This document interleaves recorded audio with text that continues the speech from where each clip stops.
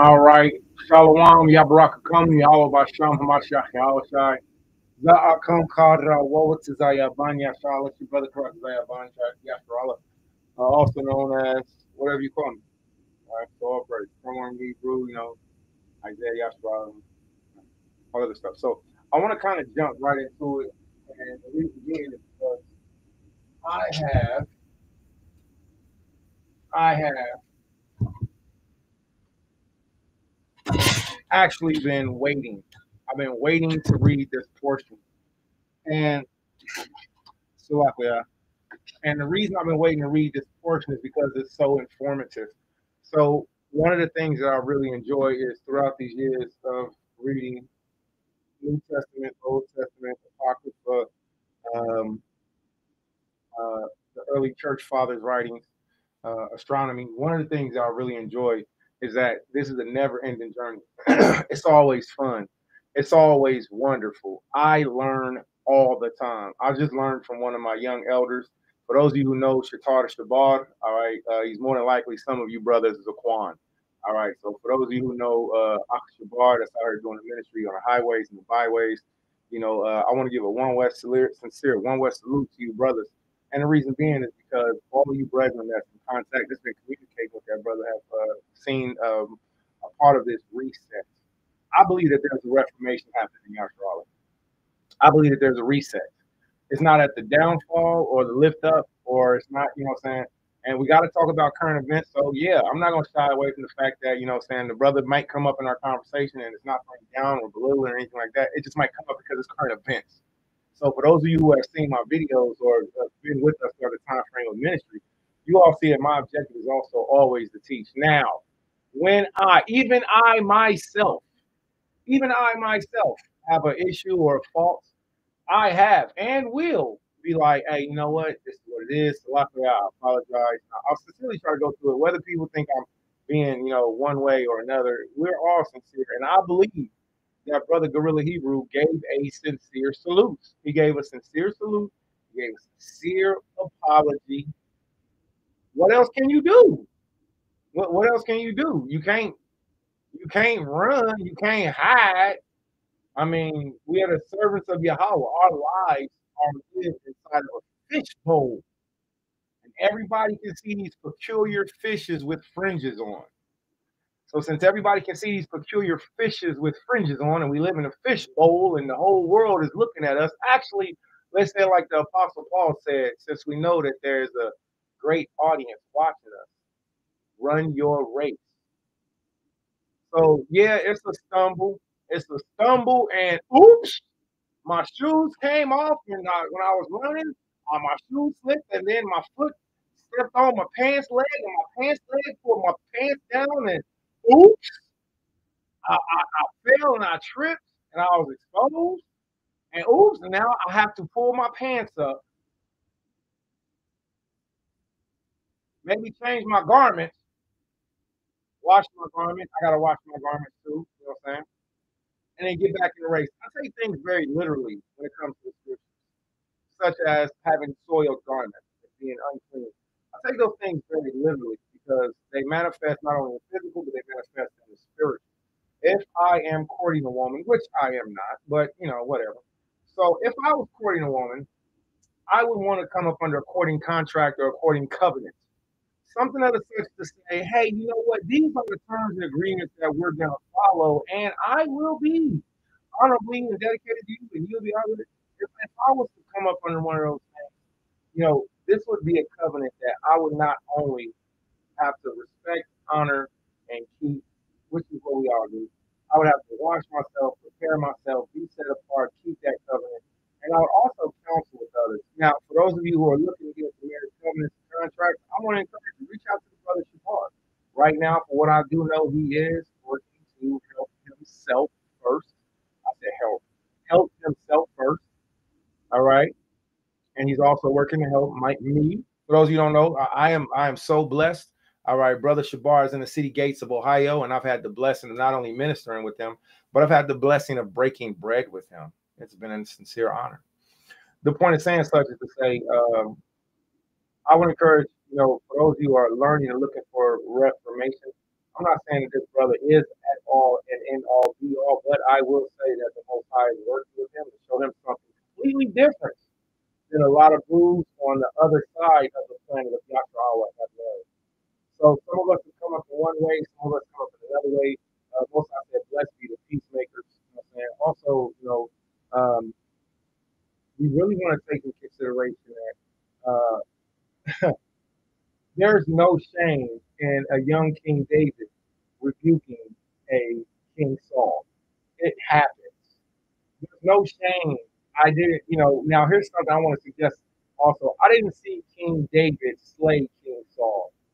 So that was something else that the Most High put in my spirit, you know what I'm saying? There was a fair balance, and the Most High, he took care of the end result. Now, King Saul, he absolutely, you know, did everything wonderfully as worked out as we pray how it does all of it.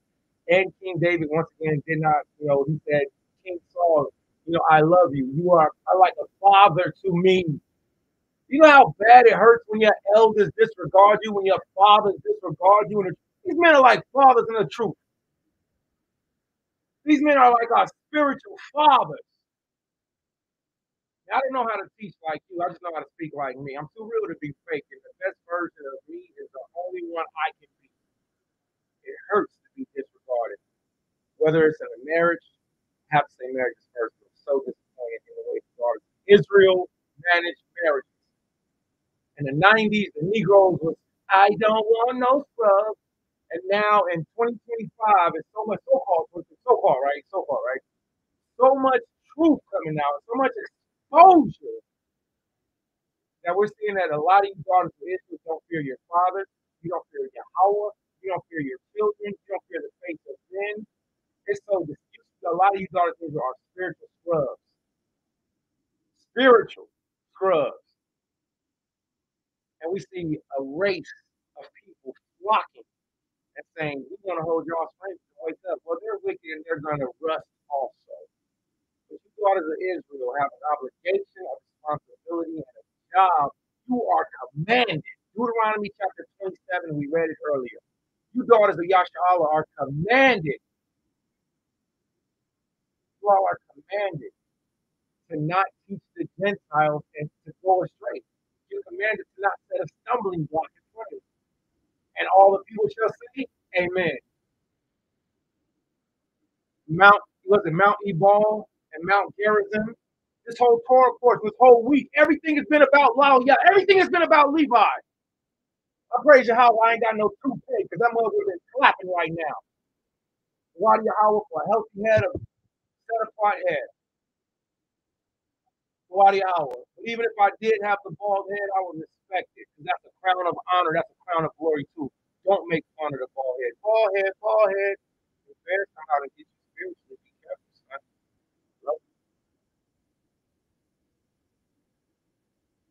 So there's a rebuke that is not coming.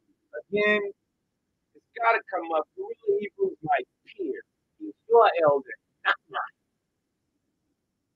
The point is saying such to say I love my brother so much, I'm definitely going to say something because I would have and wished that my peers and elders would have had said something like in the such of what I'm attempting to do. The real Hebrew community does not have to be this man. The real Hebrew is your elder, not mine. I won't tell you of all the good times I've had with the real Hebrew. I will tell you about when Safari instantly took up arms as the real Hebrews looked at me, officer, and turned around and in less than 5 minutes, I had over 300 shekels. I had a Hyundai Tiburon, which was a race car Sportster. It was a Sportster that was imported from Florida that we drove near my Banya to Chicago for the summit. And my radiator. And all right, for those of you who don't know me, I drive. Stick shift. Jump out, fringes be flying in the door, all of that stuff. I whip. I'm pushing this thing. Got the Night Rider light, 12 in the back, Zion, Zion. Boom, boom, boom, boom, boom. Tinted out small black windows, got the white sound bar in the back. Ridiculous. Radiator cap. In less than 5 minutes, Gorilla Hebrew turned around and told everybody. He didn't even tell. He requested arms. Well, he did. I don't know. The man, I've never come against how Gorilla Hebrew has run his campus community. And you sucker duck brews who don't like the way I'm talking, go and kiss yourself in the mirror. You don't know me or Gorilla Hebrew's relationship. You don't know the days we spent at the summit in the houses. You don't know if or when we ever drove. You don't know if we had personal conversations. You don't know nothing. Just like Zaquan Barak said, y'all know nothing.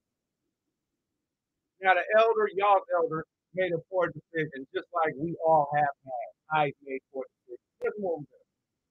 So we're gonna get back up and we're gonna continue ministering Jehovah. Shut my truck outside. Irregardless if you don't like what I say or how I say it, matter and see if it's true or not. So the point of saying something to say, we're going to get back to this weekly Torah portion teaching. I want to give a salute to the twins, the Torah twins, who taught the Torah portion. Salute, pray for our brother Shamar. His brother had the stomach flu. We need every man from the Israelite community to teach the Torah portion with us. I'm not trying to get you to be a part of and doing anything outside of what we've been doing since before the first summit. Get everybody on one accord. We didn't make up the Torah portion. Masha Moses read the Torah to us. Then you see Isaiah, you see Jeremiah, you see Ezekiel, you see Ezra. And then you see Hamashiach Yahushua stood up and read as his custom was. So we do Torah. We should do prophecy and gospel. And not all the time I do. Sometimes I get into so much teaching, I'm like, dang, I feel sloppy. But there is a system that we want every man from every household and every city gate, every schism, every ism, every camp. If you are part of that camp, that synagogue, that congregation, you be that. But are not the Mormons, Jehovah's Witnesses, are they not even doing better than Yolandi Miyashal? At least reading on the same program. We've been noticing some of you schools doing it. But you're doing it in pride and being like, we read the Torah, we just don't read it our way. Why not can't we do it on the same program? Oh, that's because Amalek do it too. Amalek learned it from us. Notice this for over a decade that we've been teaching Torah, prophecy, and gospel, and we've been getting men from other community households because now we're showing that you are not only the elder of your camp, your school, your community, but you're also an elder of the whole Mashah, which means government structure. The government will rest on Christ. And before fire gets here, we have to gather together because we are a nation that everybody loves us. No, nation not desired. Are you missing the news clippings? Are you missing the everyday media shots, the indisputable? Are you missing the everyday, I wish a Karen would? We are a nation not desired.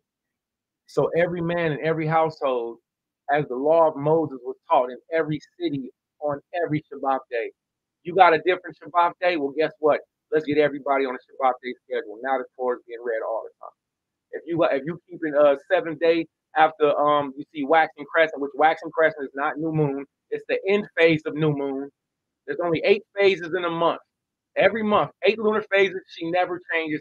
The earth is not flat. It's the shadow of the earth. All of this stuff is easy. It's been written about before we were born. Ask Shabar. He'll read it to you in Ibadia. The point is saying such to say, all of this stuff is easy. All of this stuff is easy. We need men to come together and read the Torah with us. We're coming back to Christ and read these prophecies that are points. This whole Torah portion is about, oh yeah, the glory, the glory.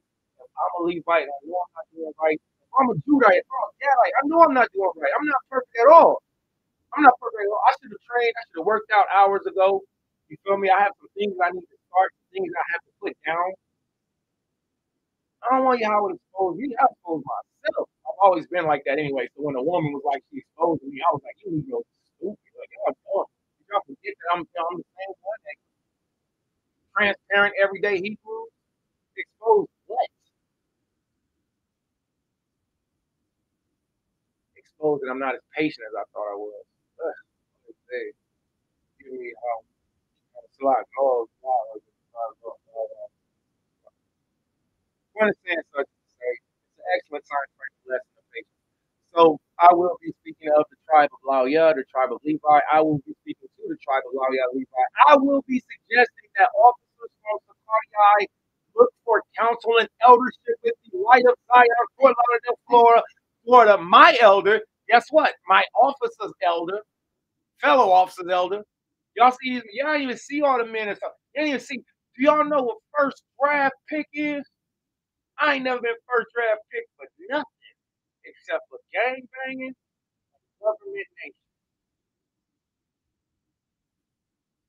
First draft, they know what it means. When you first draft up, there's gonna be many more officers in Montreal, y'all. There's gonna be many more. Some of you officers and elders need to all reach out to different community members and bring everything together. We all speak the same language. Even if we said some of you Northern Kingdom Negroes, I want to straight up challenge y'all to saying shut up. Y'all be acting like y'all the other side. Say shut up. Hebrew. All right, so to get back to it, so we can't possibly uh, teach Torah without teaching current events, and I'm gonna tell you why. Because when people say Torah, like, stop saying this thing. I've heard so many baby brews. Now, this isn't in light. I've heard women. Let me use reference to women. I've heard women say, "Show me that in the Torah." That's not an offense. There's no problem with that. There's no problem with that. The problem is when they say ridiculous stuff like a specific thing that they want you to specifically answer. So they're very specifically questioned, specifically show you in the Torah. Don't you know that a person like you and like a person like me who has a biblical, thank you, Yahweh, memory bank, we go through floods and files of this ridiculous question that people are asking because they're not sincere enough to sometimes just say yes or no. Sometimes they're not sincere. Stop doing that. All ensuring this week's tour, I'm going to segue into this. Israelites have a little attention span, a very short attention span. You can be learning about the glory of the God of Abraham, Isaac, and Jacob, and the crown that his priest wore that had a plant that looks like it's a cannabis plant,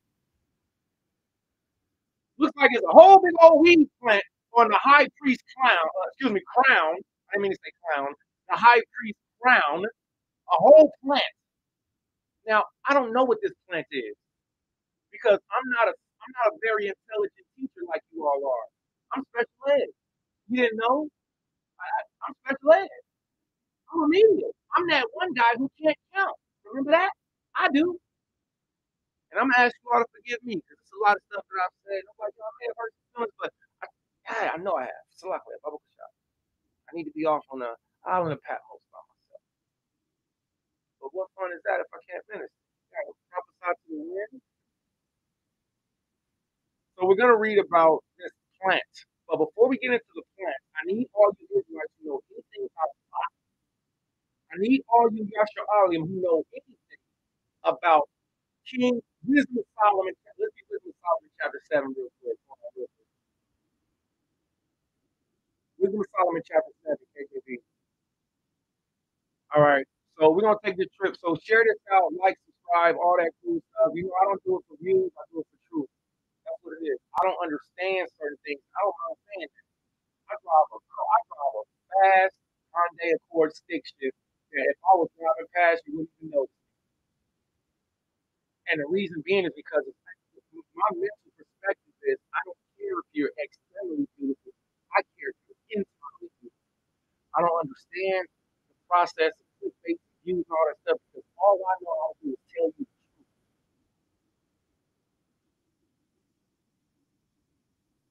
You know anybody that knows about body, plant, science, you know anybody that likes the Israelite knowledge, the truth, astronomy, when you talking about you have a family, you have a community of Yashar Yashmalim, who all believe that Gentiles will and come, will and can and are coming to Yahweh. I'm not just talking about Israelites who don't know they Israelites. You know what, my beloved brother, which I love you, I saying publicly, I need to call you, apologize for all this stuff. My brother, Achia Marla Anya, he said to me, he said, you know what we call them? I said, nah, what you call them? He's talking about Israelites who don't know that they're Israelites, like unconscious, still sleep, still eating pork. Nah. Unconscious Gentile men, women. He says, we call them GIs. I said, what's GI? He said, Gentile Israelites. I said, oh, that's funny, GI. GI. I'm not talking about GIs, Gentile Israelites. It is so ridiculous how easy it is to read in Hebrew. I praise Yahweh by Shem Mashiach Yahweh. I have a 7th grade education. I've been beaten to death. I'm supposed to be a vegetable. It irritates me how some of y'all got high school. What is a high school diploma? What's the GED? What's a GED? Is that a gemstone? Oh, you mean GD? What's that? It amazes me how some of you have and no felonies. You got high school diplomas, you got no felonies, you got GDs, and you don't do nothing with it. It repulses me because I got to work 18,000 times harder than. So the point of saying that is to say, since I know I don't understand all of these complex things that all of you wonderful, smart people, intelligent people, I know I don't. And bear with me, like my runaway wife said, you're just a man. I'm just a man. Bear with me. If I got something simple, and if I share it with you, and you're smarter than me, that means you can take what I gave you and take it to the next level. Ain't that what we doing this for? That one day our nieces and nephews, our Abiyam, my fathers and mothers, that everybody around us one day learn that they got father. You had that thought one day when you first woke up. You wanted to wake up. When you woke up, you were so on fire. You wanted everybody else around you to know the truth. I did too.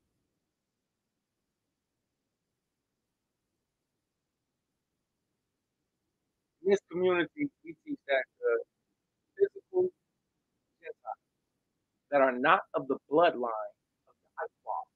Jacob, Jacob, Jacoby, Beanie Israel, Anya Yashala.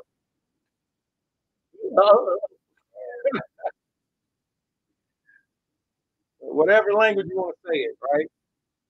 Those physical Gentiles have been and will and always have tried to return to the God of Abraham, Isaac, and Jacob. Once they became aware, it is so unfair that you unscrupulous elders are not teaching Goyim to come and follow your God. You know how stupid that looks? Unscrupulous. You know what unscrupulous means? It means conniving. You know what that means? It means pimp. Go and look it up. That's called reverse etymology. You pimp, conniving, unscrupulous. And salute to my to that one woman. I had a woman recently tell me she was my pimp. I said, thank you for telling me. That extra qualifies you of not being my real. Now I can finally learn all of Israel about you. So thank you, Father Jesus Christ. Point is saying such. You Negroes are unscrupulous with how you teach. You all are pimps and you're conniving and you don't teach all of the truth. And then when you get caught up, you don't actually confess that I was wrong. That is ridiculous.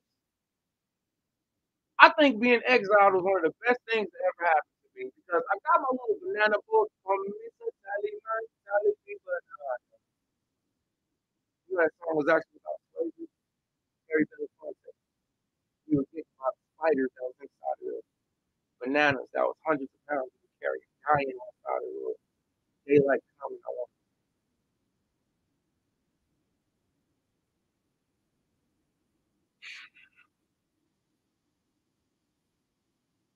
I could backtrack all that stuff and get right back on point. Well, I'm gonna summarize it with this right here. I'm so grateful that Yahweh introduced me to brothers who are. I've met so many of you, Yashar in so many places, so many locations. Some of you have gotten upset at me because I didn't remember you. I apologize about that. I'm so sorry. objective was to bring y'all Charlotte together, not to forget you. I'm sorry, I apologize to your sisters.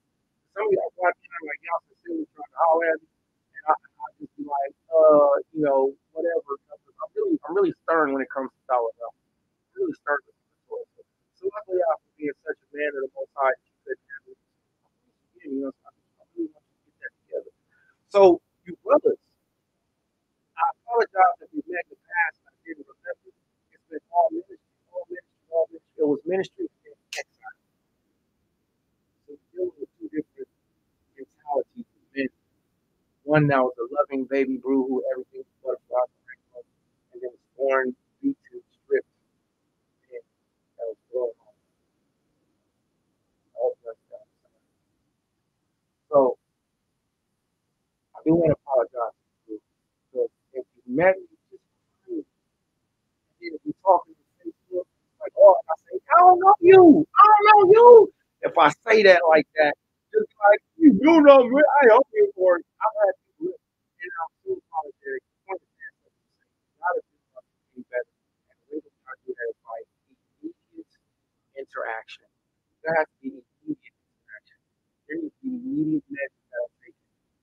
Everybody that does know Brother Shamar, which has thousands of views on his Facebook, his YouTube, whatever, the brother's well known in Yasharala. He said something to me, and I'm very sincere, so I'm gonna say it. He said, to me, yeah, I'm corny, so forgive me, I'm corny. So the Akh, he said, yeah, you gonna say that brother KB has some big robo shoes and something like that. I just started laughing. I just started laughing. I was like, man, I didn't get it. I was like, huh? So he finally showed me he got some really cool shoes, and the shoes are really big, and they fit him so cool. It's just like, so if you know Shabar, Bible shall continue to build his ministry because he believes in Christ and how shall he believes in law, he believes in the Goa Young will have salvation. I don't know what's wrong with you, bro. Yes, I am aware that salvation is of the Jews. Don't do it. Because I'm just gonna start throwing hella bricks. All of them gonna hit you too. Or I might be like, you know what, it's likely y'all. Oh, no. I'm only saying this. The Holy Young will be able to have, they will be able to have shalom. And yes, Esau as a nation, they will be destroyed. But a remnant of them, just like a remnant of Yahshua, will be saved to pay for their father's sins. Amalek will be completely wiped out. It ain't gonna be no Amalek. All you Amalekites, show them is live. Happy are they that dad thy little ones to the pavement. You can't make this up. Say yo at the same time. So Amalek gonna be finished. Moab, y'all gonna be wash pots. Chicken fried rice. How the song go? Y'all know I'm corny. 3 fried rice on the chicken side. Whatever. They're gonna be dancing like a mug. Moab gonna be getting it. Washing feet, doing nails, making kosher lamb. Give me, I like rice noodles and I like egg foo young. Now, Song King Wong, I want you and Tongling Hao to go over there and make me some Kim Choi. Shishi.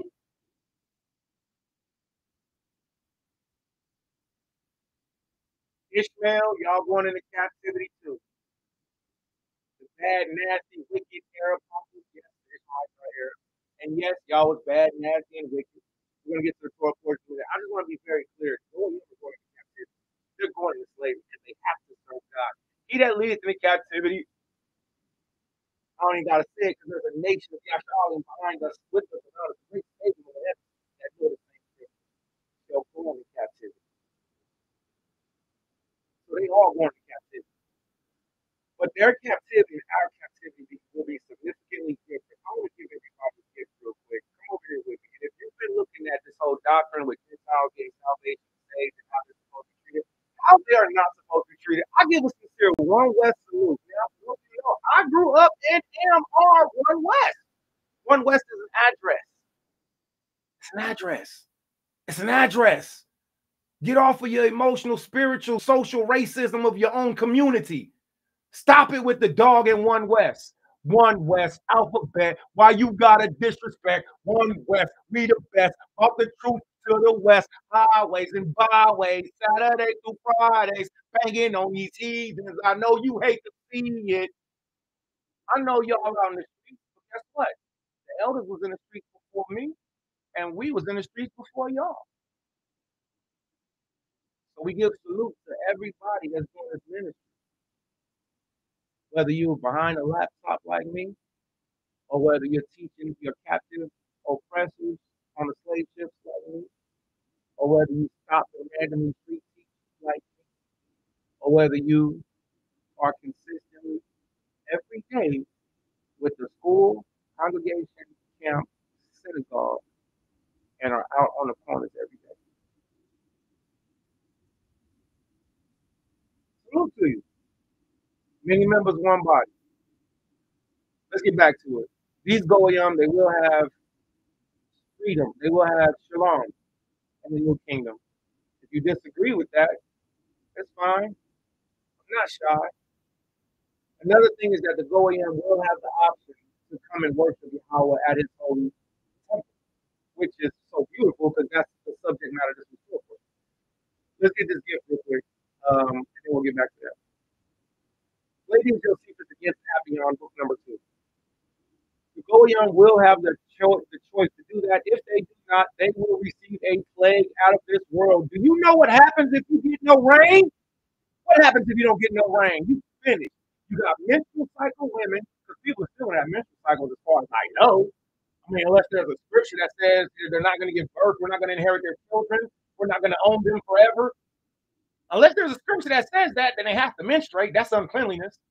This is fun. So, the point is saying such to say,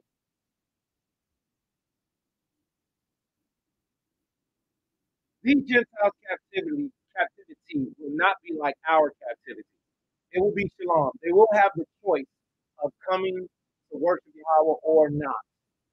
If you don't have water, you have menstruous women, you have diapers, you have sickness, you have we know the regular things. We have the droughts, we have the no crops. Those are the regular things. But what about the sub-level things of having no mayim? Mayim? I don't know what Yahweh's going to do. I don't want to try to figure it out. He says no water, no water. And your Amma say go to bed and you don't get no water. See, you got to make it relatable. Abba said they get no water. He didn't say it wasn't going to exist, goofy. He didn't say it wasn't going to be there. The problem is that your elder is omitting information. All right, we're going to read this real quick. This is the book of Appian, book number 2, and this is for my Hebrew historians who love the truth and also like to validate the truth of the Bible with people who lived before us. See, the scripture says, ask thy fathers, and they will tell thee, thy elders, and they will show thee. If I'm lying, I'm flying, and I don't see no wings. Ask thy fathers, they will tell thee, thy elders, and they will show thee. Flavius Josephus was a chief Levite. I got to say it like that, at least for this season. A chief Levite. He was a high priest. He came from the first courses of the 24 courses of the Levites. Now, if I just said that, then let me ask you, how many courses of the Levites? 24. Where can we find the 24 courses of the Levites? Who even talks about that? You Negroes ain't taking the Levitical office seriously. Now, in that one, I'm not talking to any one specific brother at all. I shake my finger at myself for that. So, you Negroes are not taking the Levitical department seriously. And you got to remember that the Most High sits down fire. 250 Levites specifically, and then used their censors and hung them up on his temple. Oh, but you don't read history. You don't read Flavius Josephus along with the Bible for the weekly Torah portion. Well, if you did, you would be refreshing these things when they come up. So we're trying to encourage you to that. So Yahweh is a man of war. That's major. The other thing about it is that Yahweh is also merciful. He's very merciful. There's He's merciful to his creation, but he's a father that corrects us. point of saying that is to say, when we're looking at His mercy, we're also looking at that extends to everything in His creation, including the shrimp, which we don't eat, but He made it, including the swine, which we don't eat, but He made it, including the goyim, which are not the children of Yasharallah, but He made them. He made an honor for a vessel for honor. He made a vessel for this. So the point of saying such is to say the goyim, the Greeks, the Gentiles, the foreigners, they have to be invited in. There's too many scriptures that I can do. We can do this all day, even in the New Testament. Which I don't know why so many Negroes have problems with. You know? Even in the New Testament, we're told that the Elijah and Yasharallah, even the children of Israel, will be cast out. And Gentiles will come from afar, and they'll be accepted in. If a Negro like, he's talking about work. Yes, yes, Negro, because a lot of you Negroes is wicked. You're adulterous, you're fornicators, you're abortionists, you're murderers. I don't know. We can just keep going down the list.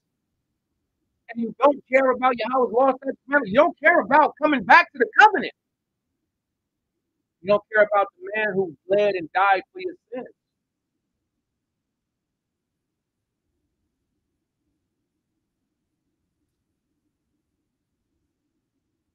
So yeah, there's gonna be a lot of Yahshua. And hold that thought real quick. Flavius Josephus against Appian, book number 2. What are our laws pertaining to marriage? Oh, this is a really good website, man. All right. Saying salute again, Achnawa Shabar. There was times where I was like, hey, Ach, man, pull this script, show me this real quick. And he was always real quick. For those of you who know Shabar, here you go real quick.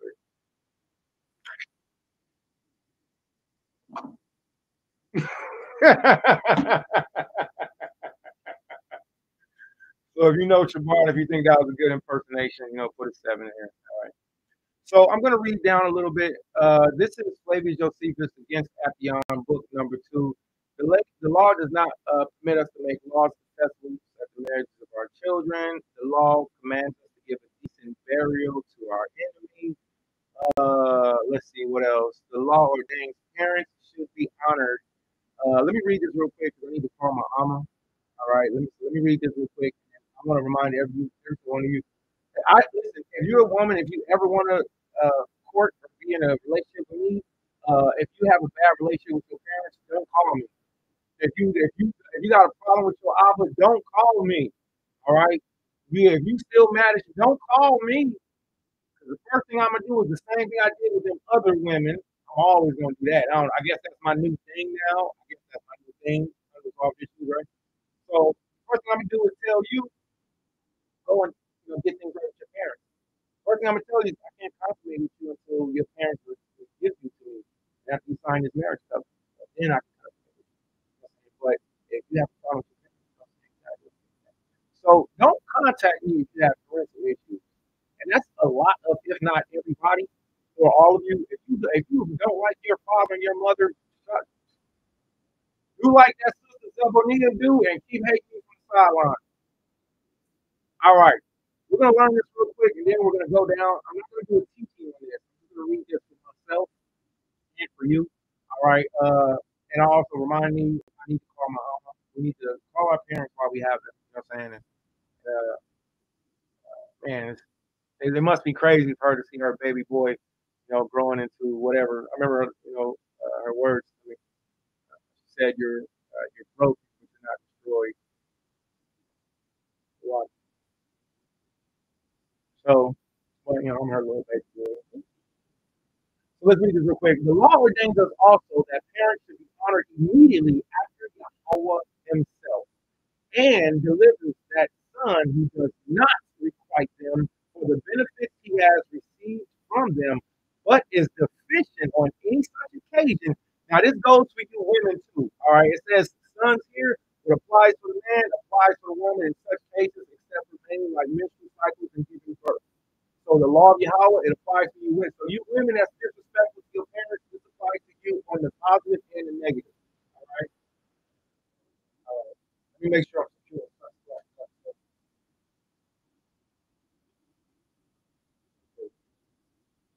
Wadi Yahweh. And the law ordains us also that parents should be honored immediately after Yahweh himself. Parents should be honored immediately after Yahweh himself and delivers, gives up that son who does not, or daughter, who does not requite them for the benefits he has received from them, but is deficient on any such occasion to be stoned. And excuse me, it also says that the young man should pay due respect to who? The young man should pay due respect to every elder. If you don't understand this, or if you don't like certain writings, let me help you out real quick. You need to learn this. If you are part of the Yasha Alim community and you don't know this, you are deficient in your understanding. You got some of the good stuff, you got some of the good stuff, you got, but once you get this, old daddy, you're gonna explode. You're gonna see purple understandings and red comprehensions and blue new. Flavius Josephus was a Levite who wrote in code for black people. This book is Hebrew, and I was so disappointed. I said, "Them Negroes is gonna lose." I seen it from afar coming. I said they're gonna lose because they withholding information. I'm not saying I'm gonna win. I don't think there's no winners in this race except for those who don't die and go to the lake of fire and lose their relationship. That's a real loser. But as far as the operations, oh yeah, if you teaching like that, you're gonna lose because Josephus was a chief priest. Like I can't promote him enough. You know how much more you would learn along with what you already know if you heard it out of the mouth of the Levites.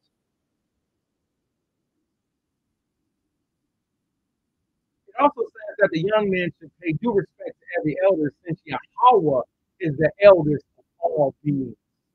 It does not give leave to conceal anything from our friends, because that is not true friendship, which will not commit all things to their fidelity. It also forbids that, excuse me, it also forbids the revelations of secrets, even though an enmity arise between them. If any judges take bribes, his punishment is death.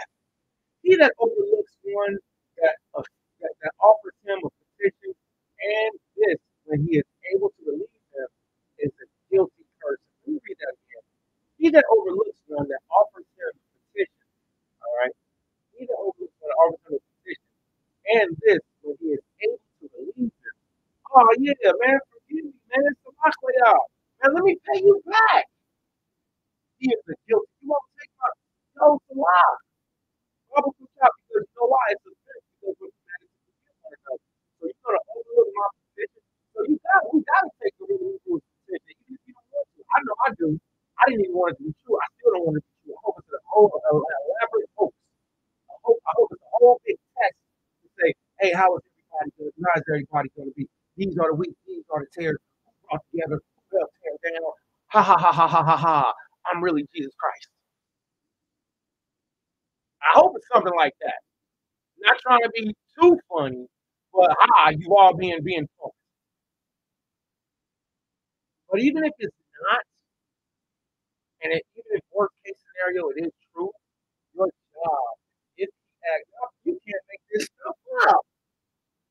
Yahweh commands us. I'm gonna say this. Where is that in the Torah? Where is that in the Torah, man?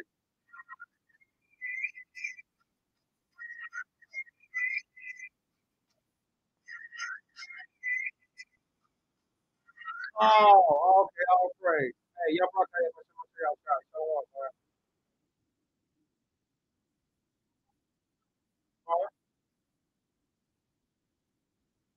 Say you brush your teeth. Wonderful.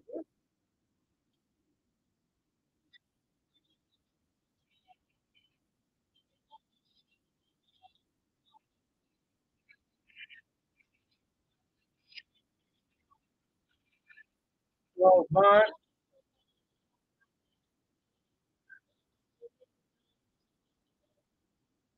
well, unfortunately, Vaughn, I can't get online because my account got permanently suspended. So I can't even get online. Now I am doing it where this is the skill that my account is not. I'm already I can't even get online.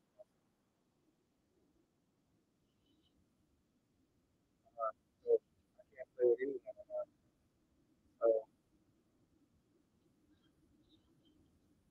how you died. I know not. I know they died. But right now, if you look at the same phone book,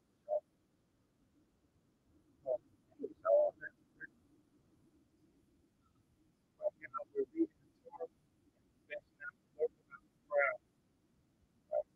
So everybody has to get that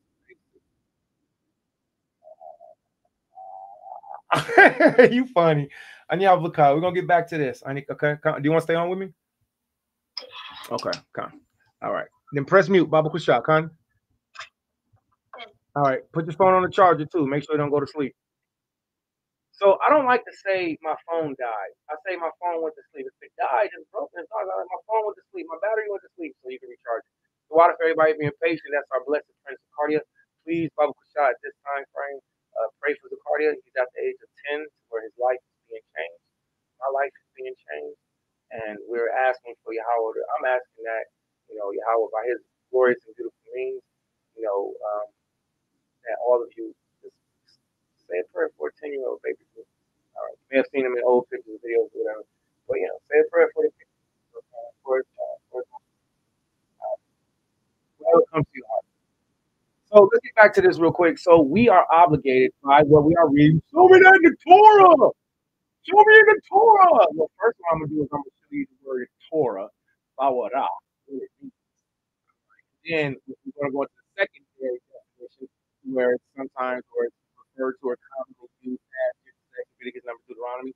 I'm not that dense to where I'm gonna let you trap me in that, and I'm so ashamed. I've had women, even when I thought were my wives, but try to trap me in that and say, "So that I would tell them the word of the house," and because they had spite or hatred or hatred, or because they listened to another serpent, or another man, they would say, "Show me the Torah," and it was one, it's heartbreaking because it's not submission to your husband. And if two, it's dumb. It's not dumb. It's not. If you're asking out of sincerity, if you're asking to challenge, I apologize. If you're asking, it's not dumb at all. If you're asking to challenge because you don't feel the word power, it breaks down simply into instructions. If you have instructions, not only in the first book of the Bible, the instructions of Yahweh don't stop there. We get his instructions. He says, "Tell my people everywhere. Thus saith the Lord." So these are prophecies and also instructions that we can find not only in Genesis, Exodus, Numbers, Deuteronomy. You have Negroes that certain feast days that are in the Apocrypha that they ain't never seen in the New Testament or in the Old Testament. But they found out about it, like, oh, we know that's not an instruction. So to try to put people in the box that is not fair, it's not good, it's not just, it's not honest. Flavius Josephus was a Levite. He has a life story, and he has a reputation. He has a whole list of instructions for us. Watch this. And if you think there's something wrong with this, then call me off. You can't exile me. I already been exiled. What you gonna do? You said, what do it over there? You gonna get my wife tell you about doing what? Something sexual? What you gonna do? What? The reality of it is, this is it. We have to follow these instructions. Whether you agree with me or not is written before you, and you're not smarter than Flavius Josephus. So his punishment is death. He who overlooks one who offers him a petition, and when he is able to relieve him, is a guilty person. So loving our neighbors ourselves definitely. So what is not by anyone, and what is not by anyone entrusted to another ought not to be required back again. No one is to touch another's goods. He that lends money must not demand usury from his own. These and many more of the like sort are the rules that unite us in bands of society, one with another. That's fire. These are the things that band us, not the OASB, all right? All right. Now let's get to the next part. So the first part was I wanted to show respect to my alma, your alma, and then we also read a little bit on the law. Okay. Now we're gonna read about the Goyim. So if you wanna pay attention to this specific part, this is where if anybody struggling with the behavior, the demeanor. When I grew up growing up in the truth, you know what I'm saying, and I'm still growing up in the truth. You know what I'm saying? There was no Safari when most I was bringing me up, and when I was free teaching about the party, going throughout the world, traveling and inside the United States, traveling, street teaching from inside of America to outside of America. Out.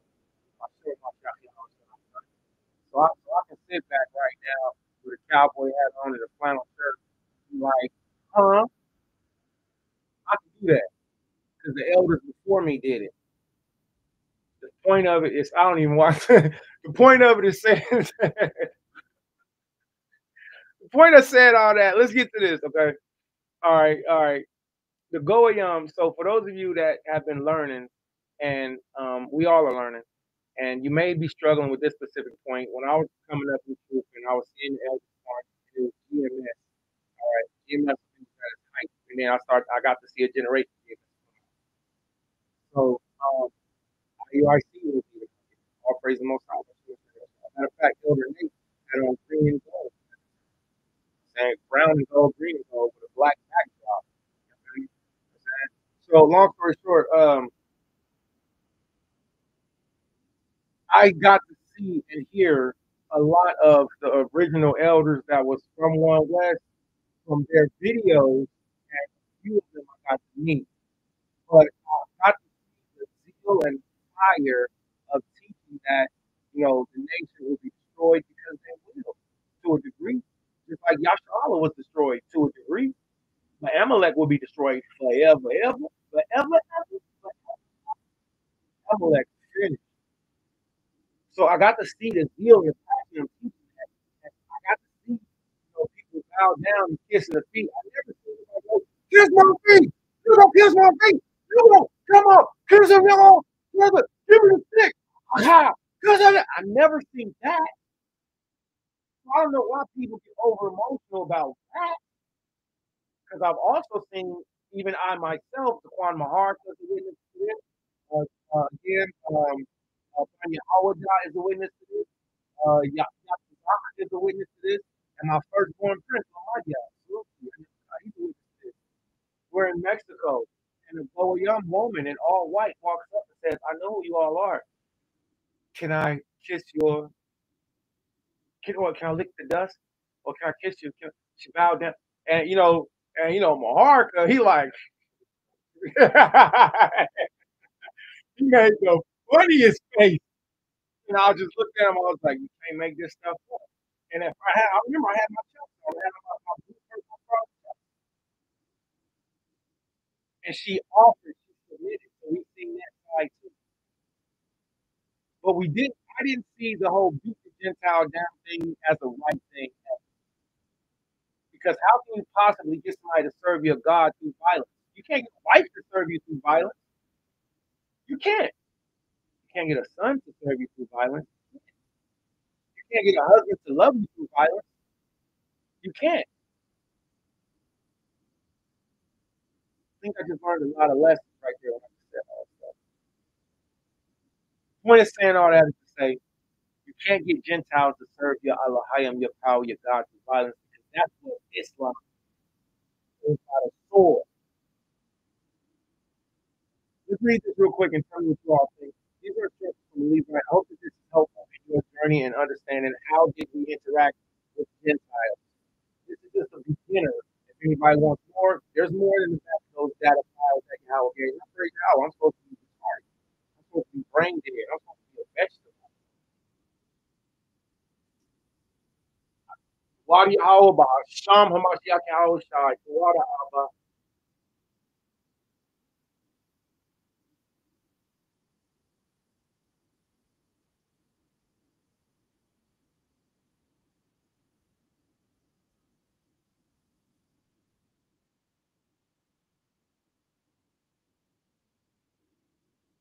I'm supposed to be a vegetable. I think. I don't remember. I was in a coma. It would be also worth our while.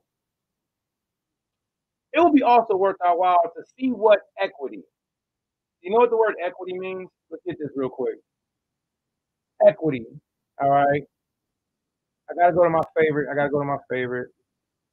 Let's just go to let's. All right, Merriam-Webster. All right. Equity. Meaning of equity is fairness or justice in the way of the way people are treated. So that's what equity is. Is that fair, everybody? Is that fair? Equity. Definition and meaning. All right. Merriam-Webster is our source.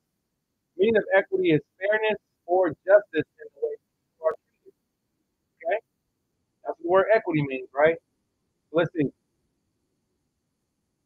It will be also worth our while, so it'll be worth us to learn this, to see what fairness our legislator would have us to exercise in our intercourse with strangers. Well, let's do another search. Let's see what the word legislator means. All right, I'm gonna do how we did it. Legislator. All right, legislator. Let's do definition. Legislator definition. A person who makes laws, a member of a legislative body. A person who makes laws or a member of a legislative body, right? So let me ask you a question. Is Masha our legislator? Is Moses our legislator? Did Moses ever legislate laws for us? The answer to that is an emphatic yes. Yes, absolutely. Come on. So Masha Moses is our legislator. So we learned that Masha Moses taught us fairness and equity. And he says it will be worth our while. If you've been struggling with the concept of Goyim, Gentiles, our treatment, did we always stand out there and yell at them and beat them and whip them? And no, lie. No. The same way that we listen, sometimes we are street teaching like that to get attention, and sometimes it's the zeal of the Lord. Deal with it. Deal with it. We're not doing no physical harm. We're not causing no physical harm to nobody. They shouldn't be causing harm to us. All right, at all. Most I said, suffer not to touch my anointing. They're throwing stuff at us, throwing verbal stuff. They need to be standing there listening. But guess what? Even the apostle Barnabas went to this. Right? Barnabas went to this also. So, long story short, the point is saying, we say, it's worth our while if we check out the equity that our legislator gave us. Right? Let's see that. It will be worth our while to see what equity the legislator would have us exercise in our intercourse with groups, our intercourse with strangers.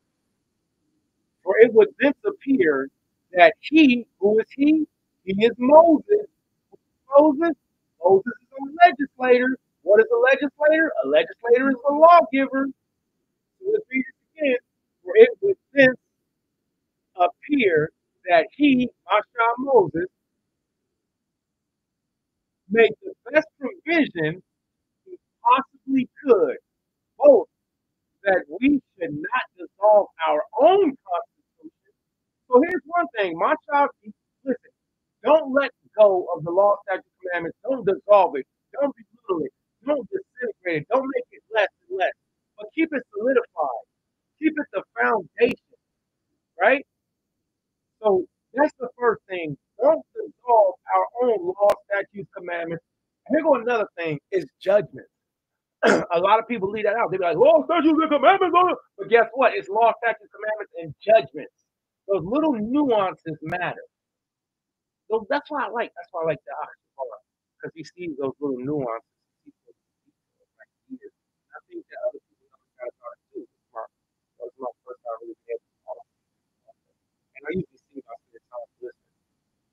So, but these are those little nuances, those little gears. Like in a small inside of a watch, you have like a little hammer that'll turn every time the gear turns, it'll click. These are those little things, man. For it would then appear that he made the best provision he possibly could, both that we should not dissolve our own constitution. Now, here's the next thing. Nor shall any envious minds towards those that would cultivate a friendship with us. I just sat back on that one like, woo! That's how I felt. Right? But it was like, no, that was a boom. That was a big boom. Let me get this real quick. I'm gonna say this is a big boom because it should help you fix your demeanor. It should be able to fit. If I say Snow Bunny Hotel, you shouldn't get mad. You know why? Because your job is actually to bring the snow bunny to the truth. We're supposed to bring every. I say certain stuff to trigger people to make them think,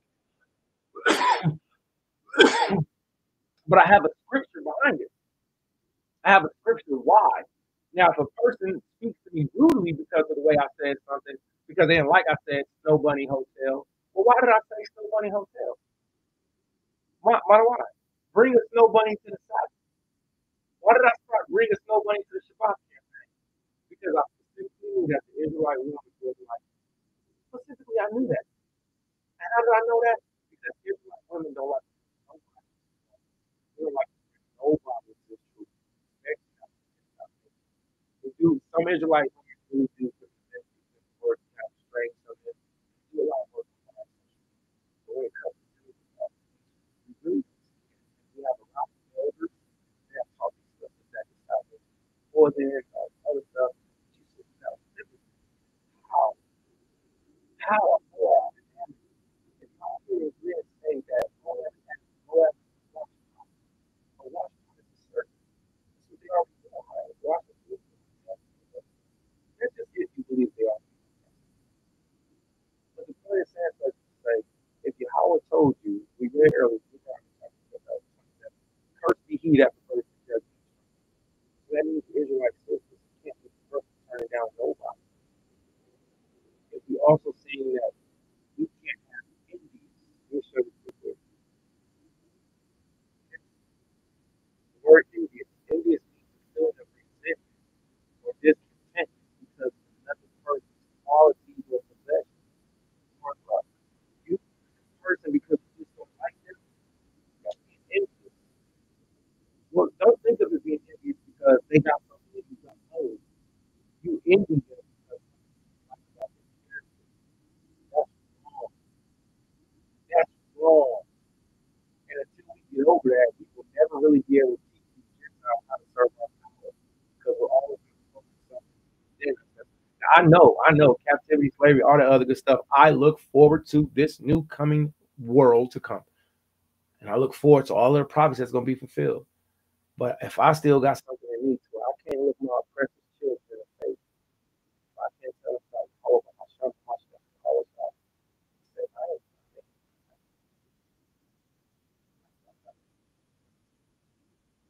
something that everybody got to get rid of.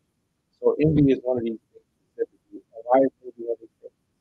Because basically all the time supposed to operate because one, it says, for the business year that he made the best business possible. With both that we all our own competition. So those who give so-called contract also have their friends.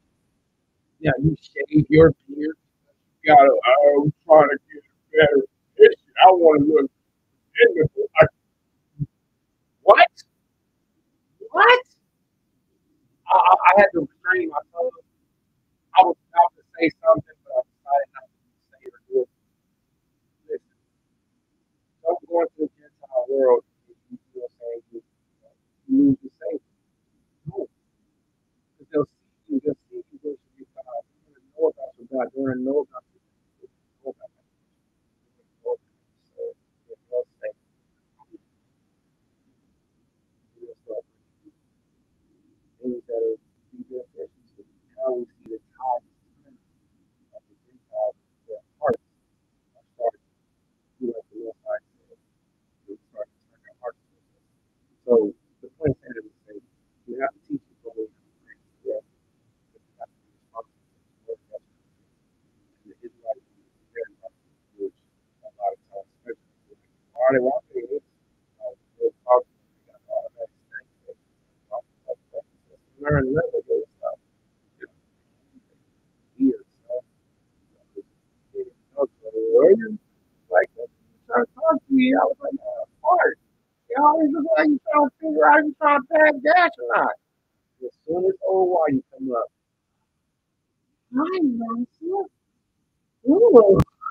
Boy, they be small so big like that. So long story is so long story short, we have to learn even together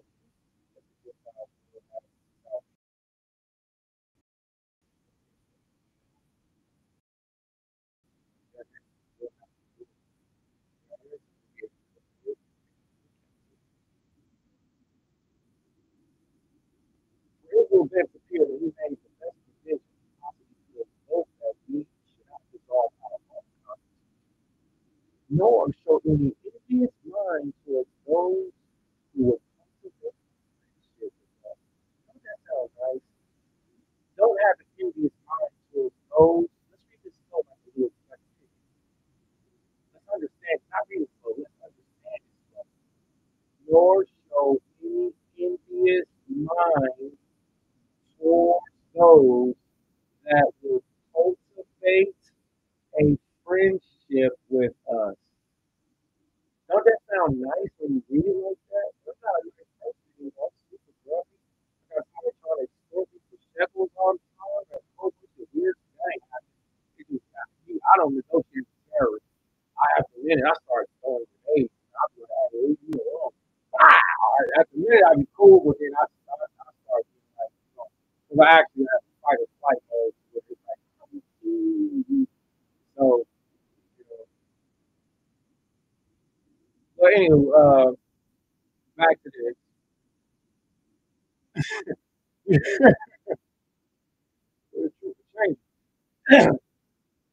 So I don't know. I mean, it's so easy and it's right here, and you might be like, you just need to don't forget what I do. Don't forget the age of what I do. Lately, your teachers particularly the year 13th year reign century 90. Listen, around 93 or 94 A.D. Jerusalem was destroyed 70 A.D. 789. 30 years later, he finished writing his book. This man was an eyewitness. You don't think he's crazy? He was an eyewitness to the great city of Masada. Masada 3D model. This man was the general. You're talking about a chief high priest? Let me show you this. The man whose writings we are currently reading was the general of Masada. You know, the last Israelite castle stronghold, the three-tier castle carved on top of a mountain. I don't know if you all would. That's the Masada firearm. That's the Masada firearm.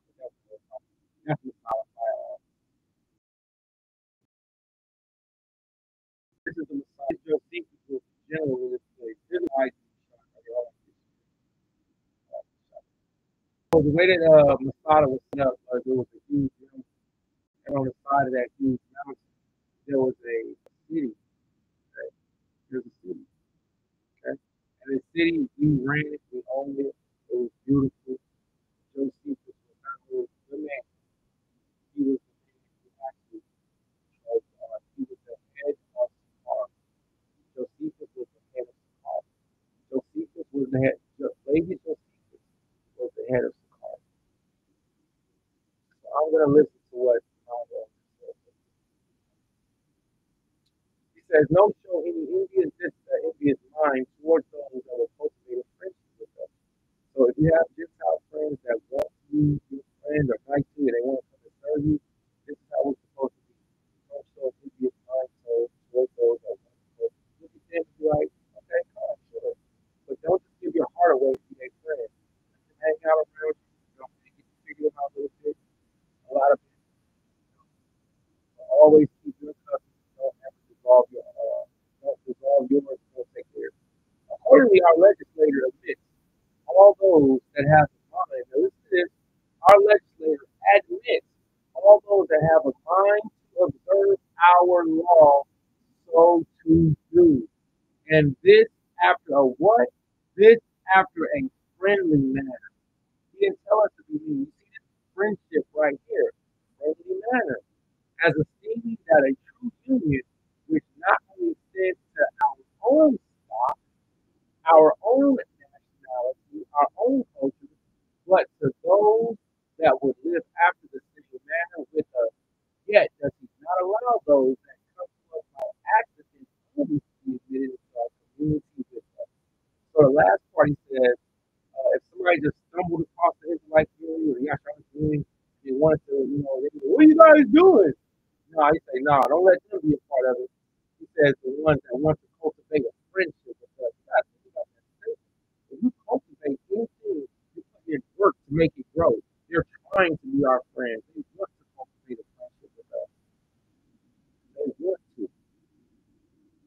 lawgiver, our legislator, Moshe Moses says, let. He not only says let them, he says show equity. He says show fairness. He says show evenness and allow them. There were particular garments appointed for the priest and for all the rest that were called onion. That's my word. Garments also for the high priest, which are called onion. Excuse me, and denote the priest's garment. Such as therefore are the habit of the rest. But when the priest approaches the sacrifice, he purifies himself with the purification which the law prescribes. And in the first place, he puts on that which is called macadamia, which is somewhat fast tied.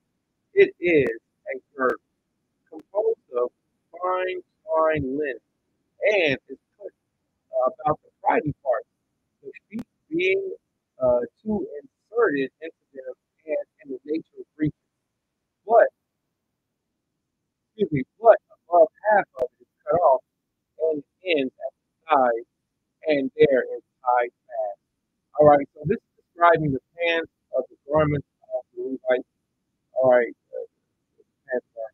This is describing the garments of the Levites and how they dress in holy clothes, man. Holy moly, holy attire. Right? Holy attire, right? So the Mormon congregation, they have a principle to where they have basically set apart, it's kind of like sacred set apart underwear, but it's not really that. It's really their way of wearing free. It's really their way of wearing clean underwear, showing that they're set apart. You know what I'm saying? Like that's really their form of wearing stuff. You know? But the principle came from what we're seeing right here in this, which means somewhat, it came from the Levites, all right? That's what it came from the Levites, which means somewhat to be fast tied. It is a girdle composed of fine twine linen that is put out the privy parts, the feet being the feet being to be inserted into them, and the nature of breeches, but above half of it is cut off. It is at the side, and there it is fast. It is tied fast. Let me see. Now we're gonna scroll down a little bit. We're gonna scroll down a little bit because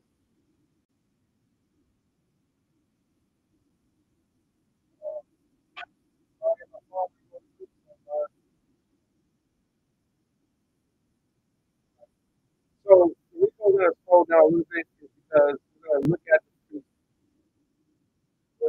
priest's garment. All right. So my ear. All right. So my ear is tied around with girdle and embroidered with the same colors and flowers and silver with a mix of gold and gold. To the bottom of which the garments are hung fringes and light colors. Right. We have scarlet, pomegranate and veils. Here's a very interesting thing about the pomegranate. See that they actually have six buds. The pomegranate has six primary buds at the bottom of it, and a lot of people believe that shape of pomegranate at the bottom is what helps encourage the change of fly right there. So, like pomegranates with veils are curious and beautiful contrivance, so that between two veils like a pomegranate, and between two pomegranates a veil. Now this vesture was not decomposed into pieces, nor was it sewn together upon the shoulders and sides, but it was one long vesture, so woven as to have an aperture for the neck. Not this. I believe that the Levite service was so beautiful, and I believe that Yashala, we are evolving, we're growing. And when I say evolving, please don't put down your pebbles. All right. When I say evolving, what I mean is that our community is changing, so that using specific spectrums of changing our apparel and our garment really would help to coincide with changing time. And this is another lesson that I learned from the Christian God. So it's not a bad thing. You know, it's not a bad thing at all for you baby blues who absolutely like grew up in our community to want, if you want to transition over and be more stylish, I would encourage you to do so. You don't have to dress like me. I'm a super dude, and I love to dress like I live in the gym. All right. I love to wear 3 or 4 garments because it not only feels good, it's protected, it's feels good. It's really all that. All right. But if you see that this stance is going to be good features, and at the same time, you want to have a little bit of hipness, a little bit of flair, contact the clothes that you know that are that can help you. So again, I learned a lot. I'm very grateful that I salute the young Prince of Bar. I know he was teaching me about the leaders.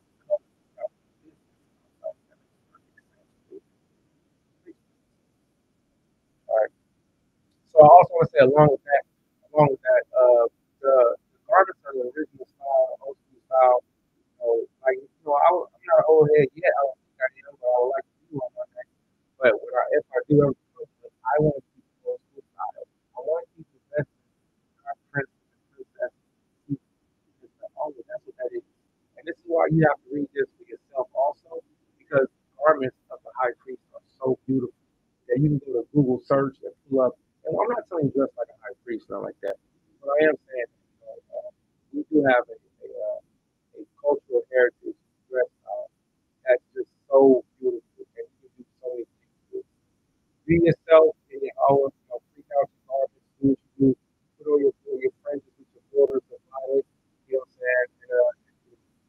And also learn about the garbage of the priest. All right, so let's get to this real quick. So we're going to get to the high priest, right? So the high priest, this is his garment. He wore more. Now, he wore more because his garment was like a 3 piece. Extra. I mean, he had the high priest decked out. So I'm going to scoot down a little bit. Here are the 12 stones, all right? And the 12 stones, they even had the name of the 12 tribes. But here was something I really like. It said, in our own country letters. So our own country letters are paleo. So these stones uh, were huge.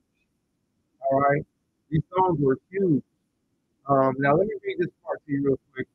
And whereas the rings were too weak themselves to bear the weight of the stone, they made 2 rings of the larger size at the edge of the part of the breastplate, which reached to the neck and inserted into the what? Inserted into the very texture of the breastplate, so it seemed to change shiny cloth, which connected them with gold bands to the top of the shoulders, whose extremities turned backwards and went into the ring on the prominent back part of the ephod. And this was for the security of the breastplate that it might not fall out of its place. In other words, this huge breastplate that is somewhere still in existence. Who has the Levite breastplate? Does the Mormons have it? Because they say they have the Urim and the Thummim. I don't see that. Because the Urim and the Thummim, based off of real pieces, are in the shoulders breastplate. So they can't have that. What did Joseph Smith have the whole Levite breastplate? And he translated by looking at the shoulders? You lying. I got no problem saying that. You lying, son. You ain't find 2 small stones inside of a can, inside of a box. Connecticut, New Hampshire, South Virginia, Ports Barrel. That didn't happen. The Urim and the Thummim are in the high priest breastplate right here. The Urim and the Thummim. And they were so huge. So this also means that the Levites had to be Jesus. They had to be strong enough to carry that weight, go up and down. Don't you know that the breastplate, that the high priest, while he had the breastplate on, and he had the crown on his head, he had to crawl on his face under the curtain of Yahweh. He had to crawl under it. There wasn't no open it up and here I am, Yahweh. No. You better read the Levite writings. It shows not only a level of strength, but a level of humility and reverence for Yahweh. Right? So this breastplate was huge, so people would fall out. All right, let's read on. Let's skip down just a little bit. Now, here's where we need all of our botanist friends.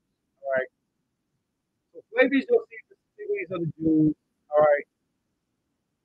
We're in book number 4. I think I got to put it back up to see where. All right.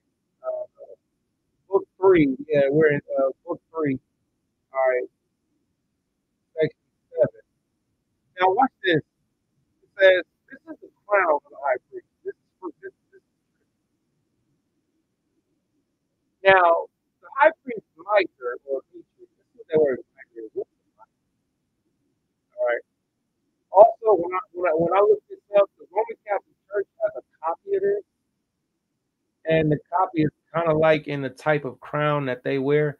See, this would be a mitred hat. See, this would be a mitred hat. Now, I thought it was where Mitri came from, or Mitri, but I don't. I'm still looking at that. All of these images are good, but they're incorrect. They're close, but they're not close to it. All right, looking at these images. All right, so this would be a mitred hat. This would be a mitred hat. Both of them from the Catholic, the high priest mitred. All right. But if you look at the imagery of what we see, so we see it's a head, right? All right, beautiful head.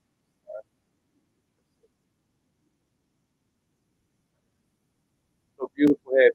We'll get back to it real quick. Josie, particularly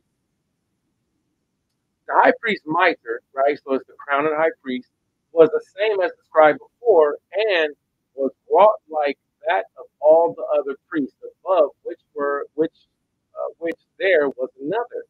So there was another crown. Watch this, with swaths of blue embroidered, and round it was a golden crown polished. Now watch this. The high priest, the Levite high priest, he had what? He had a golden crown polished with 3 rows, one above another, out of which arose a cup which resembled the herb. What?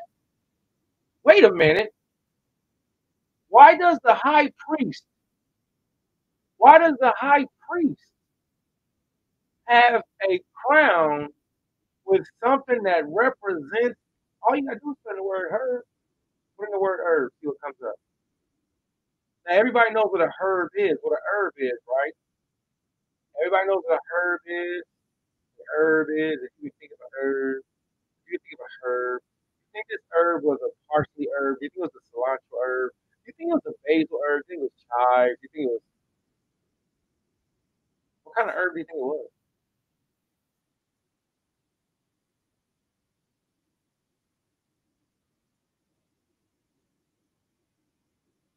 With swaths of blue embroidered, and rounded was a golden cup, polished of 3 rows, one above the other, out of which arose a cup of gold, which resembled the herb, which we call sennacherib. But the Greeks that are skillful in botany call it hyoscamus. Now, lest anyone that sees this herb, but has not been taught its name, is unacquainted with its nature, or having known its name, knows not the herb when he sees it, I shall give such as a description of it. What? Why is Flavius Josephus, Antiquities of the Jews, going from the Levitical description? Why is he going from the description? My bad, I had to do this. And the reason why I had to do this is because it just kind of did and don't make sense to me. And the question that I asked before is, are we looking at the weed plant on the high priest's crown? That's a sincere question. I'm not afraid to ask it. I'm an exile. You're in the Israelite community. I can do that. Let me sit over here and roll my little imaginary boat. You can't keep what you're gonna do. Who's the elder of exile? I don't know. Who? You gonna write me up? So let's do this real quick. So if we look at this, what we're reading about is body. All right, we're reading body. All right. Hold on 1 second. Actually, I want to see if I can get that. I want to get that. Yeah, let's stay here. All right. So I'm gonna start just a little bit above because I'm gonna put these 2 words in here. All right. Now I'm gonna tell you right now, when you look up these plants, you're gonna get a mixture of information. And I don't know why. Maybe it's because it's being hidden, or maybe it's because whatever reason I can't explain it. I know I've looked this up.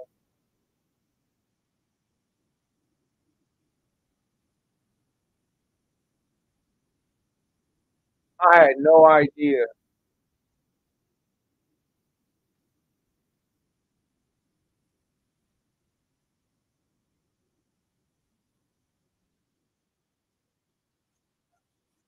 Wow, I had no idea that the mic was bad right now, Aqua. The water, thank you so much. The mic is bad right now. That was way back at the way back. Ski ski What? Did I just say that? Oh no my gosh, I did not mean to say that. Man, I'm sitting there, yo, that's I got like an old man. I'm like, what is he? I had no idea that the volume was whoopie whoop. The water, 8 years still here in Chicago. All right, was there riding. Hey, all praise, man. Shalom, shalom, shalom. Shalom, Adawan. Yabarakaya, Basha Mashagawa, Shah, Hallelujah. Man, I appreciate that. I water for the brotherhood, Saint. You gotta get with me, man. Hey, you gotta hit me up on my line, B. All right. Shalom, royal family. Shalom. So I see that was at 23 minutes, right? Shalom. I appreciate that. All right. And then around about 3 minutes. All right. So if I can be heard, put a 7 in here, man. I'm gonna go ahead and continue. I don't know how much of that was missed. I don't know how bad the sound was. I feel some kind of way about that. All right. Uh,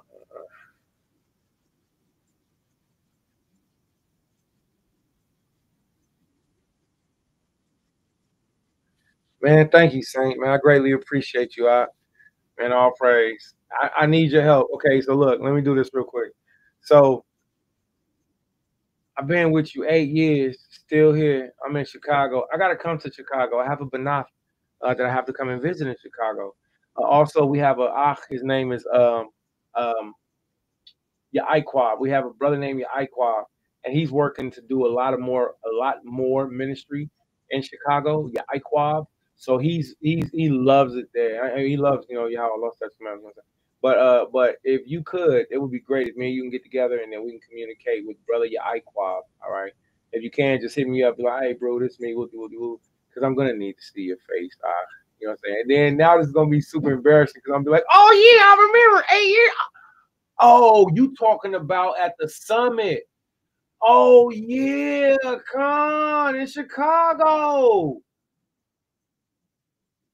All praise, all praise. Yeah, Con, definitely. All right. So if you don't mind, shoot me something on the side. Shoot me a messenger, man. I missed that. It was crazy, man. All right, so let's get back to it real quick. Let's get back to it. So hit me on a Facebook Messenger if you don't mind. If you don't have my Facebook, it's the same. It's Isaiah Yashala. Gmail. I'm saying Isaiah Yashala is everything, right? So 7 in the room if it seems like the audio is good. All right, we straight. All right, let's go. Let me go ahead and finish up. So now here's the thing with this plant. All right. So it says, which resemble the herb we call Saccharus. All right. But those Greeks that are skilled at botany call it Hyoscamus. Let anyone excuse me. Let anyone that has seen this herb but has not been taught its name and is unacquainted with its nature. Now that's an important statement right there because he's saying if you know this plant, you've seen it, but you don't know but you haven't been taught its real name, and you're unacquainted with with its nature. This means that this plant, in some way, this means that this plant in some way has attributes or qualities that it can offer to you. Well, the thing about it is this plant, once again, is on the high priest crown. And that's what I find so peculiar. This plant is on the high priest crown. Or having not, or having known its name, knows not the herb when he sees it. I shall give it such these are a description of it. This herb is oftentimes in tallness above 3 spans, but its root is like that of a turnip. For he that should compare it thereto would not be mistaken.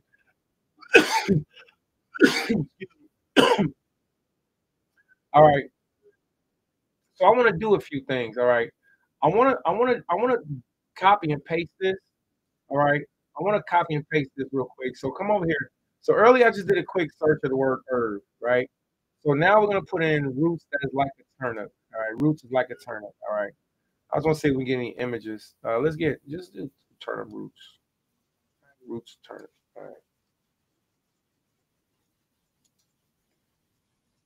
All right. So what does the roots of a turnip look like?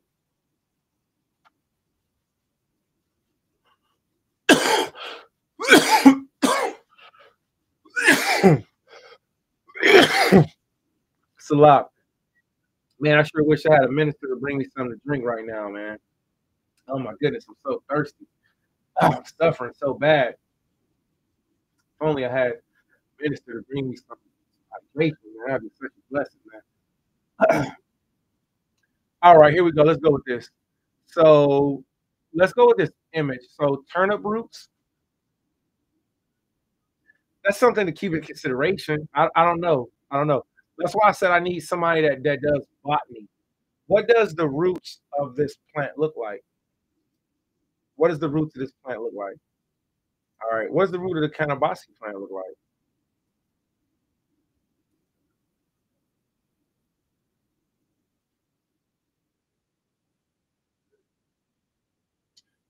This herb is often in tallness above 3 spans. So whatever plant this is, whatever herb this is, it's a tall herb. But out of its roots, but its roots is like that of a turnip, for that it should for excuse me.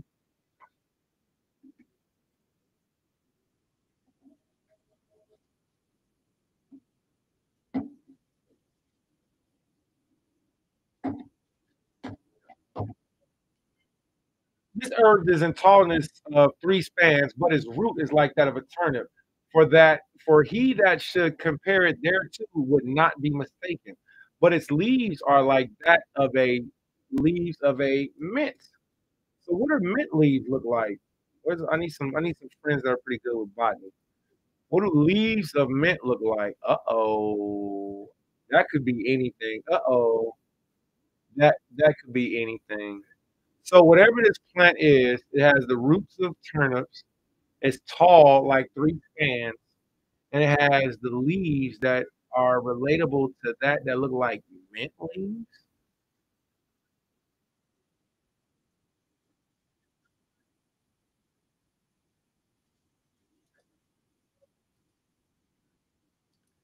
Out of its branches, it sends out calyx, cleaving to the branch, and the coat and a coat encompasses it, which it naturally puts off when it is changing. In order to produce its fruit, so whatever plant this is, it produces a fruit. I wonder what this fruit would be. This calyx is of the bigness of the bone of a finger. Out of it, excuse me, but in the compass of its aperture is like the cup. Is like a cup. This I will further describe for those who are unacquainted with it. Suppose a sphere is divided into 2 parts, round at the bottom, but having another segment that grows up in the circumference from the bottom.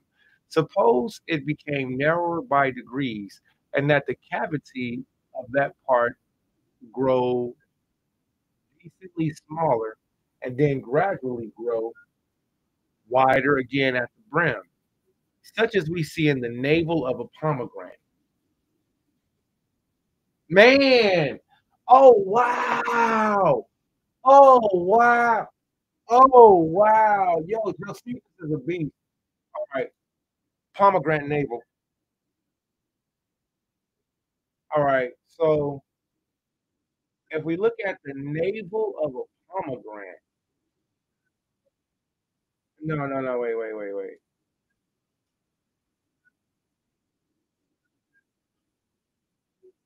I didn't spell that anywhere near close to right. Yeah, that's what I was trying to do. All right, so let's look at some botany images. All right, these are artistic botany images. Let's get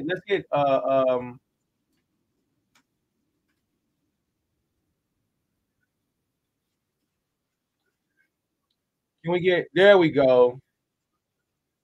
There we go. It's this persistent callus. So Flavius Josephus, of course, he's using the description. He's using the description of a pomegranate. You know, so he's not saying that this plant is shaped like a pomegranate.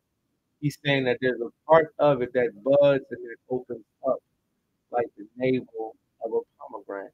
Here's something else that I learned about this. When I was reading this and learning about the high priest throne, his crown, I had to learn botany phrases, and that was so cool because learning plant phrases, really takes your education to a different place. Like, oh, well, that's cool. I didn't know that. All right, let's do one more. Let's do pomegranates.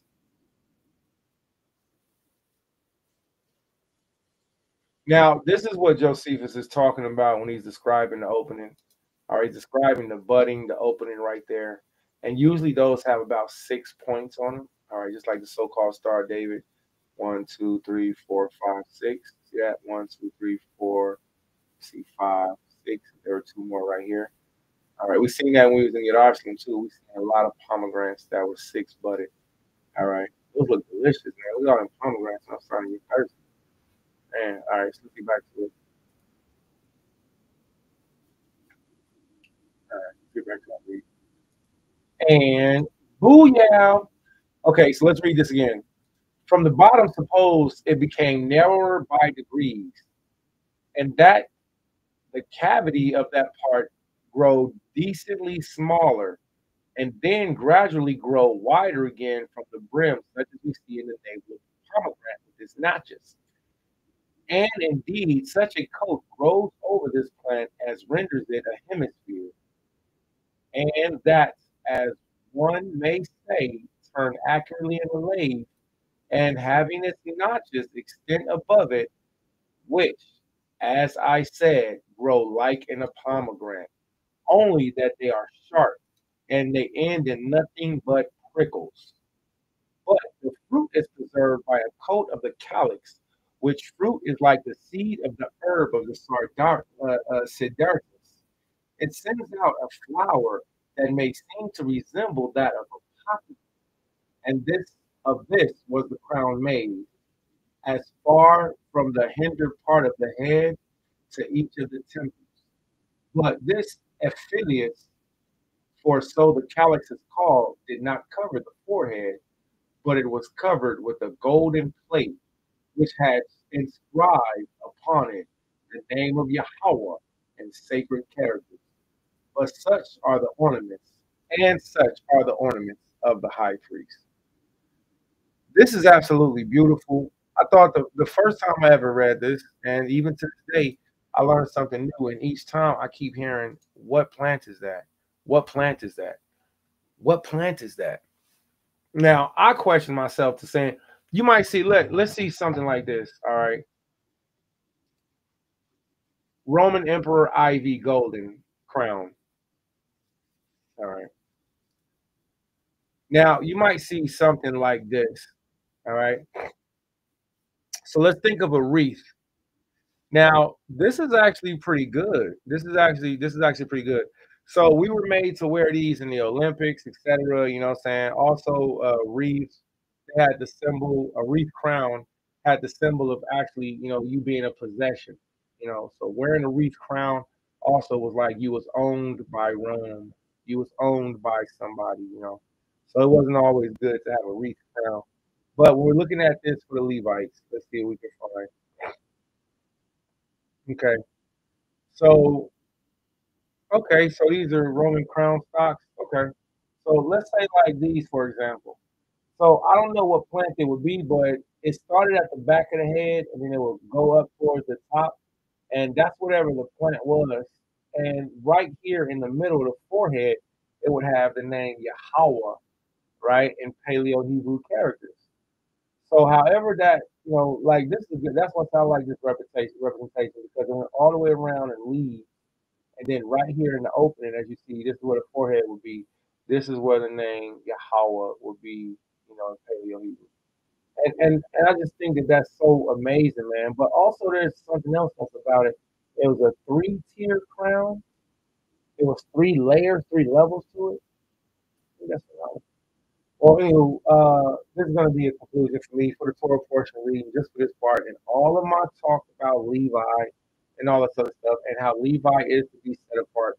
My last words for this on this specific segment. Now, next week is my Torah portion turn.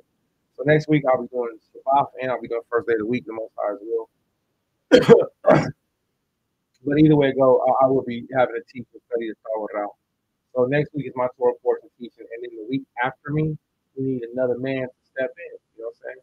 You know what I'm saying? So we're trying to get this rotation going throughout the minute community of my corners.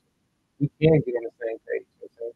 So we have Israelite schools that are going all about that are going right now. And if anybody would like to participate with studying, teaching, and learning the Torah portion, just hit me up. All right, from Australia, man. I greatly appreciate y'all. A lot for looking at this with me, man. I thought that was fun. I thought it was interesting. The priest garments are immaculately beautiful, and there's so much information that goes into understanding the priest garments. There's so much information from the pants, you know what I'm saying? I just everything. What I want to encourage you to do is start teaching the Elijah, start teaching your children the way that the garments of the elders look. Start teaching your children, because what will happen is you'll see that they'll end up wanting to be, beautiful. They'll end up wanting to be beautiful dressed. They'll end up wanting to be in bondage to Pharaoh. You know what I'm saying? This is us in Chicago right here. All right. So hey, shalom, shalom. Man, I remember these brothers, man. Kwame Yashrala. Man, that's so, man, I love Yashrala, man. It's so sad to see how Israelites destroy themselves, man. Even I myself, I don't try to, what the song say, but you can't save me from myself. Ooh, oh, them are chucks right here. Yeah. She was like, can I kiss your chucks? I was like, come on with it then. Come on, kiss these chucks. Shalom, Kwame Yashrala. Look at the family members, man. I'm a Kwame, man. Look at all the beautiful brews they friends on. Community living, man. Kwame Yashrala, man. Kwame Yashrala. Let me go ahead and shut this out, man. I'm going to say, Laila Tuwa, Kwame Yashrala. I had such a good time building with y'all. And y'all become Kwame Yashrala.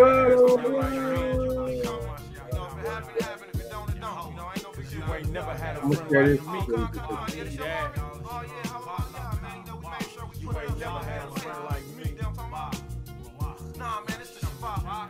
Cause you ain't never had a friend like me. Believe that. I see you when you do it wrong, I tell you cause I love you. Guam, Yasha Allah, NYMG praying for you. Taking pictures with the Akim, double honors to the elders. Saluting all the short legs, Shalom, baby Bruce. If he hooves all of you to come and join this unity. If you ain't about that Zephaniah Tootie, you ain't true to me. I kiss the beards of my brothers, let them know I love them. Combat ready, men of war, knocking at your front door. Esau, I love to be the bearer of your bad news. E37, AOIRI, real Jews. Coming to a place to gather where all matters are discussed. Cause in the law of love there is no sin in us. And if it is, you can charge me for keeping the Torah. Boy, oh boy, I tell you, I straight go to war for you. Leviticus 19, the scripture that I stand on. No tail bearing, baby brute, take your ass home. You can't handle instructions, then this ain't for you. It's a nation organized by Hamashiach. See, one shot is all they got, one shot is all we need to proceed in brotherhood and conquer them as Jacob sees. The rightful owners of the whole planet coming together at every summit, forming like Voltron from every corner of Babylon and locked in like Optimus Prime. Don't pay me no attention, I'm just celebrating my youth in this rhyme. To see that Edom swallow Jacob's rise, it's so exciting when you left from the summit. That's number 99 years ago, I couldn't even fathom this happening. Now my hands is hella callous from dapping. Shalom, Ak. May Yahweh keep you safe on your passage and place all your enemies in caskets. Kwam Yasha, Allah got a lot of blessings in store. All you gotta do is keep the Torah, go forward. How can I be blamed? I was born under curses, Deuteronomy 28:68, slave trade. Labeled special ed, completely incapable of conforming sentences, but can bring the scriptures to remembrance. See my brother's ass in the ditch and I'm jumping out. Guam Yasharala, we moving your car now. Cause the enemy be looking for the sheep to devour. And like our USPK, we ain't got no room for cowards. So if that cracker come up pulling up his stump or the bang, I'ma encourage you to do the same, but ain't for his brain. See, we gotta be the crime stoppers. These coppers coming to pop us. They dropping our bodies off like revelations that taught us. Double honors to the house of tone. Live in peace, tat tat. Second resurrection, banging with you in Jehoshaphat. Face shining like my shot after 40 days. You'd have seen the face of the Savior, so I give praise. Hey, I'ma be grateful to meet your holy kids to Kansas City.